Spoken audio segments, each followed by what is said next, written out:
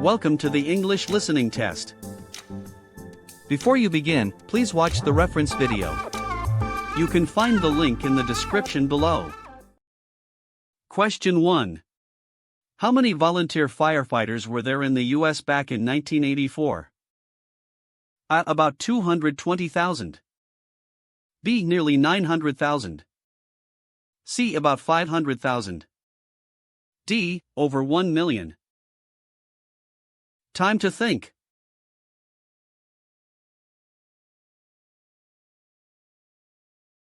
The correct answer is B. The video states that back in 1984, there were nearly 900,000 volunteer firefighters in the U.S., and that number dropped by more than 220,000 by 2020. Question 2. How many hours of training does it take to become an EMT today? A. About 48 hours. B. About 120 hours. C. About 150 hours. D. About 200 hours. Time to think.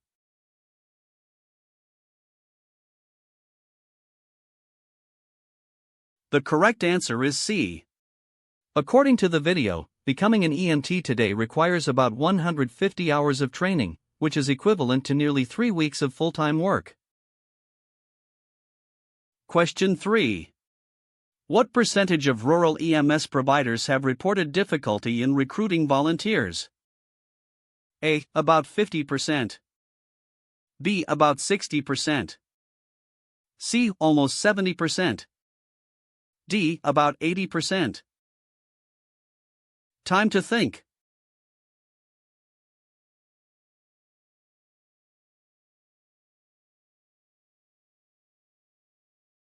The correct answer is C. The video states that almost 70% of rural EMS providers have reported having difficulty in recruiting volunteers. Question 4. In towns under 2,500 people, approximately what fraction of firefighters is over 50 years old today? A. 1 in 6. B. 1 in 4. C. 1 in 3. D. 1 in 2. Time to think.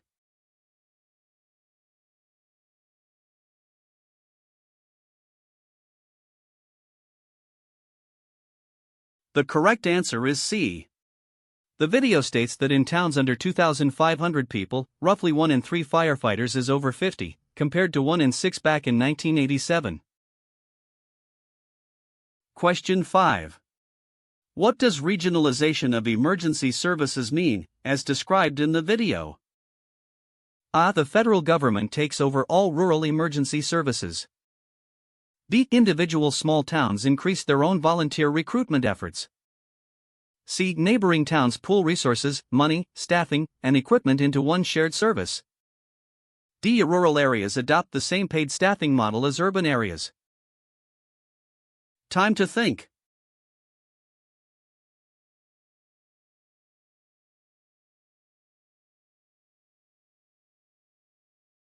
The correct answer is C. The video explains that regionalization means neighboring towns pull resources, money, staffing, and equipment into one shared set of services, which can mean fewer stations but better coverage. Question 6. How did the per capita number of volunteer firefighters change between 1984 and 2020, when accounting for U.S. population growth? A. About a 25% decline. B. About a 30% decline. C. Almost a 50% decline. D. About a 60% decline.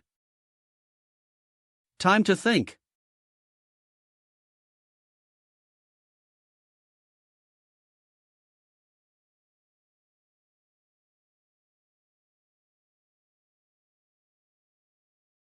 The correct answer is C.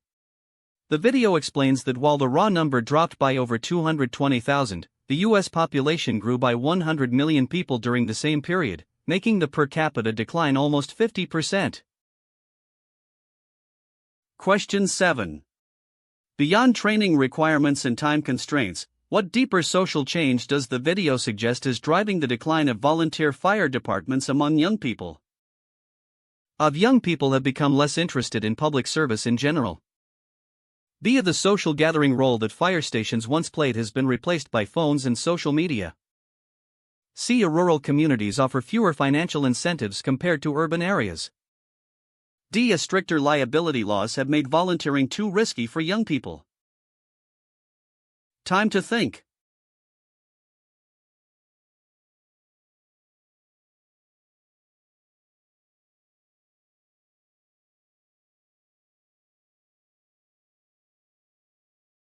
The correct answer is B. The video explains that volunteer fire departments used to serve as social clubs where people gathered, but with the proliferation of phones and social media, young people no longer need to physically gather at a fire station to socialize, removing a key draw to volunteer. That's all for today's test. Comment your score below and subscribe for daily listening tests.